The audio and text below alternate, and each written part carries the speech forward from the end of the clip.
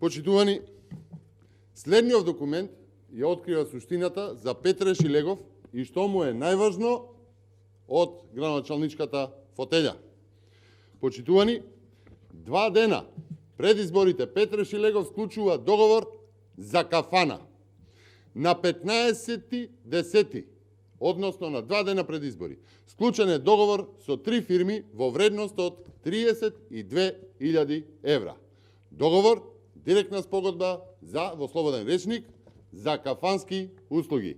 32.000 евра и тоа само за 1 година. Компаниите, познати скопски локали, нема да ги споменувам, но ќе споменам делови од договорот.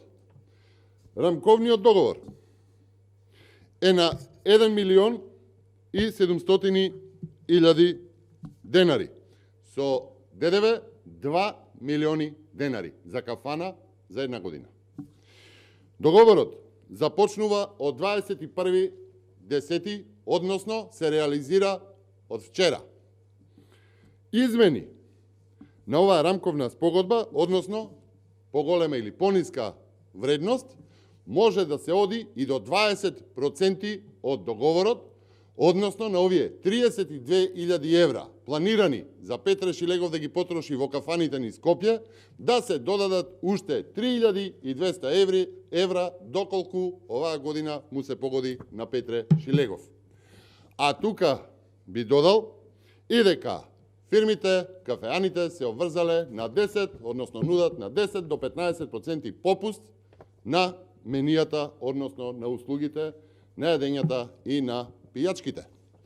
Почитувани, додека сите очекуваат одговори за неразумното обогатење на Петре Шилегов, додека сите размислуваа за и очекуваа одговори за луксузите на Шилегов, за дивоградбата во Карпош, за вилата во Маврово, за скапите джипови и коли кои што ги нема пријавено до антикорупцијска, тој размислувал за нов договор за во кафана.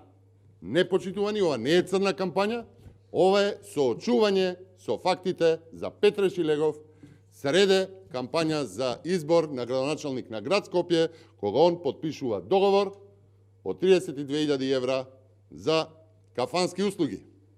Почитувани, Петре Шилегов не размислува за градот, туку Петре Шилегов веројатно размислува како да направи уште половина милион евра во следниот мандат, да доизгради уште некоја вила и тоа да го прослави со здравици во кафана, се тоа на буџетски трошок, се тоа од ваш джеб. Ниеден инспектор до сега, ниту институција не оди да ги провери на водите, со кои што изагувавме секој ден.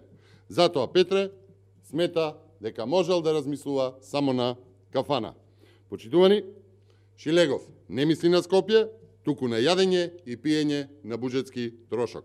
Уште еднаш, нема полошо од СДСМ, за Скопје нема полошо од Шилегов. Ви благодарам.